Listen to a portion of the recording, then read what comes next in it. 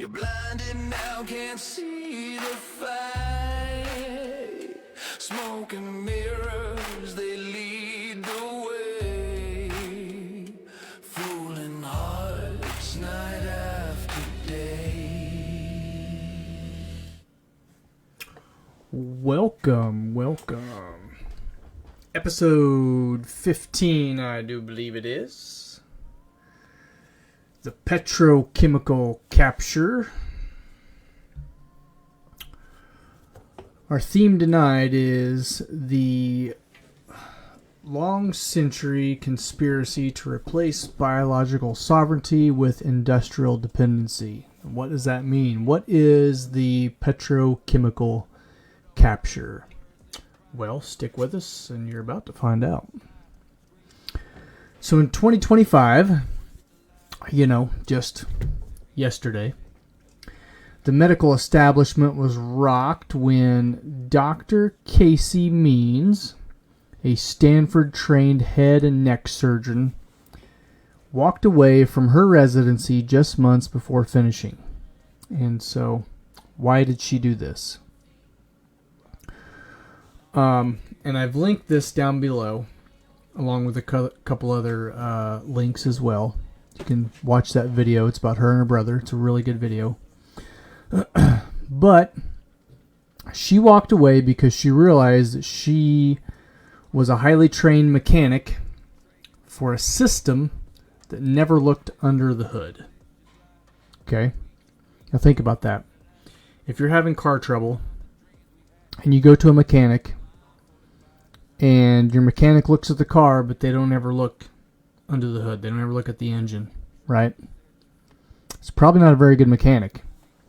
Well, this is exactly what doctors are doing, what hospitals are doing, okay? And so this is what Casey said. So this is her words. I was seeing thousands of people with inflammatory conditions. I was cutting them open, but I was never taught why they were inflamed in the first place. I realized our entire system was designed to wait until you are broken to offer a high-priced synthetic fix. Okay? I want you to go back and listen to that again. Meaning that our system that's currently in place is not going to fix you unless you are on the verge of complete collapse, being completely broken, and then they're going to fix you for a high price. Okay? And once again, we really seen this during COVID, whereas the doctors weren't asking enough questions. The people weren't asking enough questions. We weren't asking the right questions. And in that, if a person was sick, if they weren't sick too bad, like maybe just a mild cold or mild cough, a little bit of congestion, what would they do? Well, the doctor would send you home, and the doctor would say, if symptoms get worse, come back and see us. Well, the problem is that once the symptoms got worse, a lot of times for a lot of people, it was too late. Okay? And that led to a lot of people being put on breathing devices and being put on harmful medicines and different things like that. So we're not looking under the hood at the right time. Okay. So Casey has a brother, and his name is Callie. Callie Means. And so he saw the other side of things. So as a former lobbyist for big food and big pharma, he saw the room where it happens, like it, okay? He watched how Coca-Cola funded research to tell the public that sugar doesn't cause obesity, and how the American Academy of Pediatrics was influenced to recommend weight loss drugs for children rather than fixing the food system, right? And far too often we see this in modern medicine where instead of like maybe changing your diet, watching what you eat, doing a little bit of exercise, like we're going to cure you with a pill. Like we're just going to make a bunch of pill popping people out of you. And we're going to make a pill for everything, right? And that's going to fix you. That's going to cure the world, right? No. So really, really amazing brother and sister, right? If you ever get a chance, watch that video that we linked. Look them guys up. Exceptional brother and sister. Okay. So how did we get here? Well, to understand why a surgeon or a Stanford surgeon isn't taught about nutrition, we have to go back to 1910. And before then, American medicine was diverse. You had herbalists, you had homeopaths, you had MDs, and they all worked side by side. Okay? And so for the most part, a lot of these different doctors and these different beliefs and these different paths down medicine or the life of medicine, right? They all work together, or they all piggybacked off of each other. Until enter John D. Rockefeller. And he had a problem. He had a monopoly on oil, but the public hated him. He also had a byproduct problem called petrochemicals. And he realized that if he could standardize medicine around patented synthetic chemicals derived from what? His oil, or the byproducts of his oil, that he could own the human body just like he owned the lamp oil in every home. Okay? And it wasn't just Rockefeller.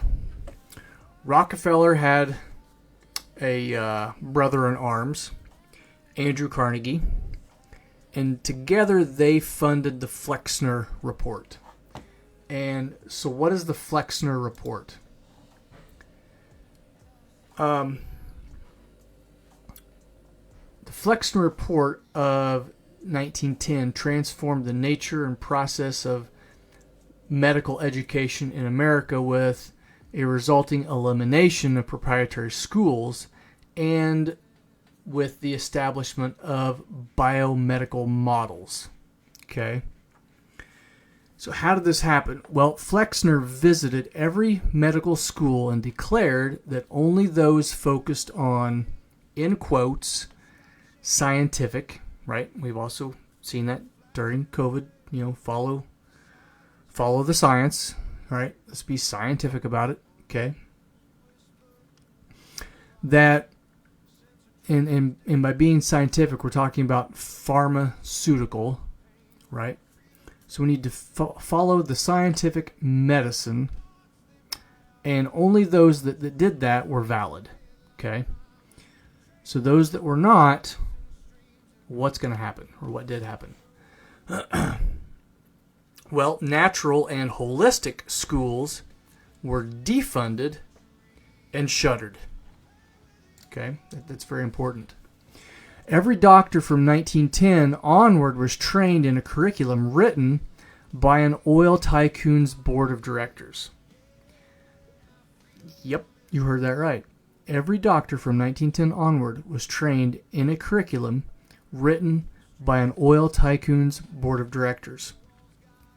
I've also read or heard somewhere that like 45 to 55% of all the information that's being taught in these or in the curriculum for medicine is outdated. Like, why?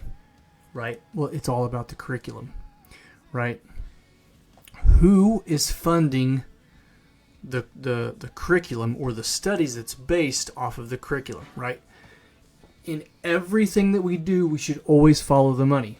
Wherever the money is going, that is where the answer is going to be. Or if you want to reverse engineer that, right, wherever the money is coming from, that is the person or the company or the board of directors or whoever that is who's trying to bend or sell or... My OBS is messing up again.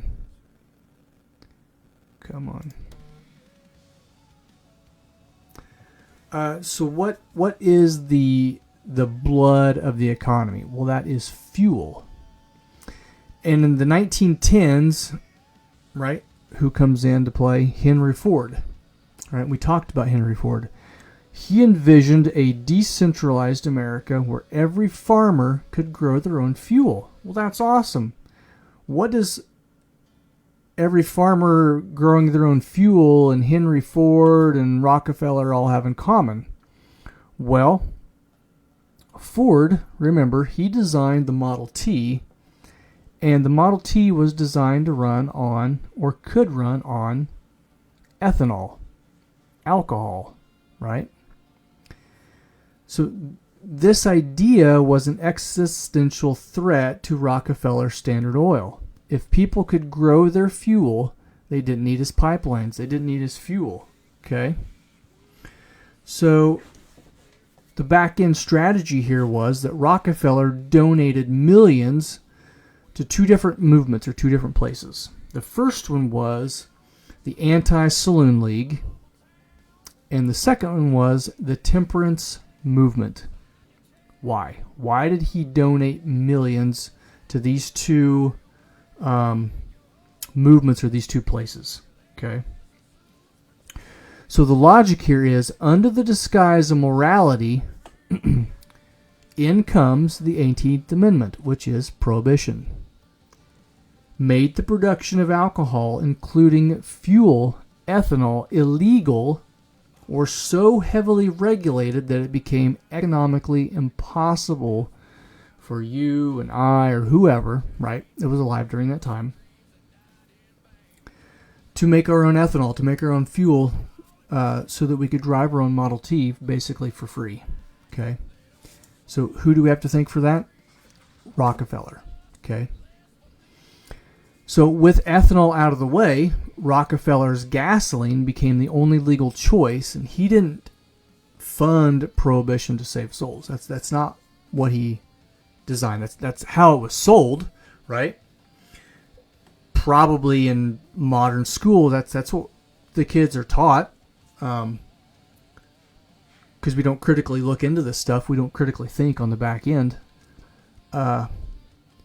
So he didn't fund this idea of prohibition to save people's souls. Like, he wasn't trying to be godly by any means. He funneled it to bottleneck energy. He wanted everyone that wanted to drive a Model T to buy his oil. Okay? And remember, Ford wanted to design the Model T so that every Joe Schmo, every blue-collar worker, every poor soul that couldn't afford exotic cars could afford a car, right? That was the whole idea behind the Model T. So this brings us back to Cali Means. And he explains that the 1900s oil pharma, right, big oil and big pharma, their merger created a circular economy of sickness. And so this is the brother. The same companies that own the processed food, big food, are often the largest donators to the medical association, Big Pharma. They make you sick with petrochemical-based food additives and pesticides, like closed loop of profit. Okay? A perpetual closed loop of profit. And so, like, this is why 88% of Americans are now metabolically unhealthy. We are being prohibited from natural health, just as we were prohibited from natural fuel, not by law, but by institutional capture. Okay? Remember, we're talking about big food, big pharma, big oil, all working together, right? To make you sick so that they can sell you the cure, which will have side effects so that you'll have to take another pill to help with that. Right? That's pretty convenient, right? So Casey and Callie Means are now calling for a second Flexner report, which it's probably high time that we have one. One that deprioritizes synthetic chemicals and returns us to the quote-unquote good energy of cellular health, right? And I don't think you have to be a critical thinker to realize that we probably shouldn't be putting synthetic chemicals into our body. And we should probably start looking towards all natural remedies, right? Like ginger and honey and beets and herbals, different teas, different things like that, right? Yep. Put your thinking caps on, people. So what kind of action steps can you put into place? Okay. Realize that chronic disease is often just a body reacting to an industrial environment. Okay. Maybe go out and touch some grass, open the windows, get some fresh air. Confining yourself to an artificial environment like they told us to do during COVID is not good. And I'm not a doctor, right? Sometimes you need to follow the science. Actual science, real science. Go touch grass, go hug a tree, get outside, open the windows, right? Realize that chronic disease is just the body reacting to an industrial environment.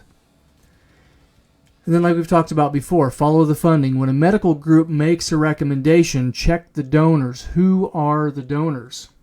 Who are the people that is backing the test, or why do they want this test to take place?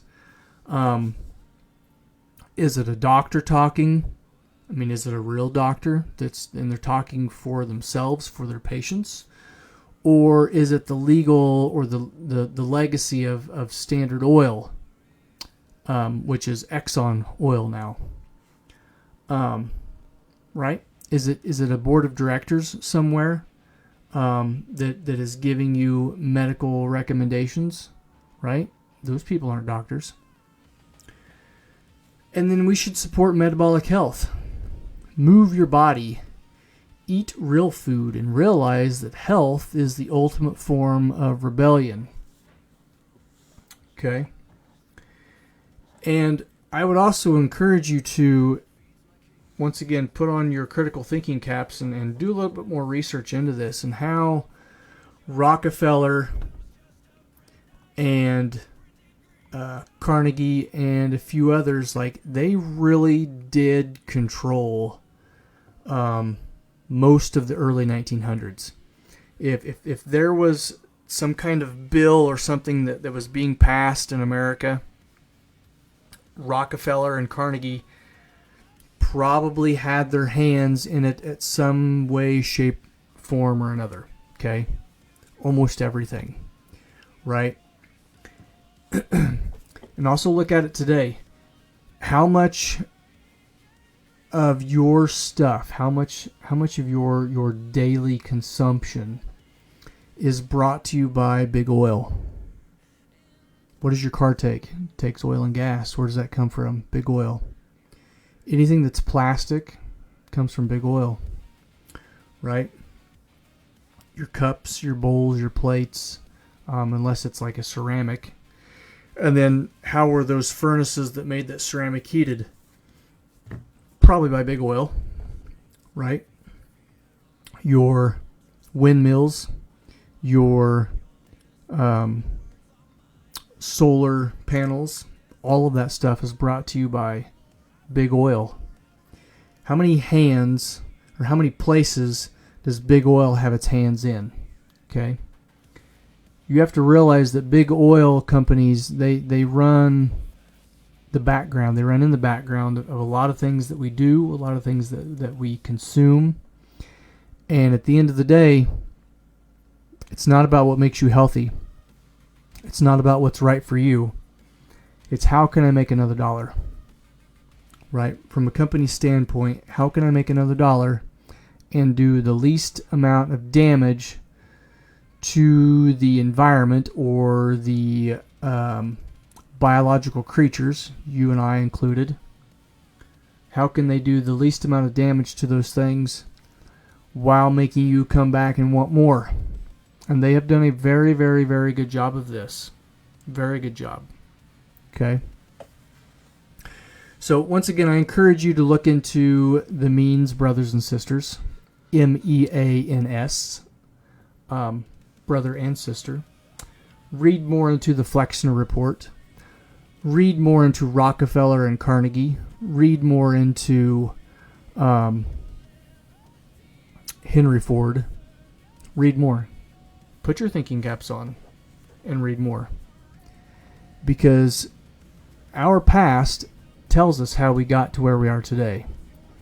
And if we can figure out all of the little mistakes that we've made along the way, we can maybe change those, learn from those, learn what not to do.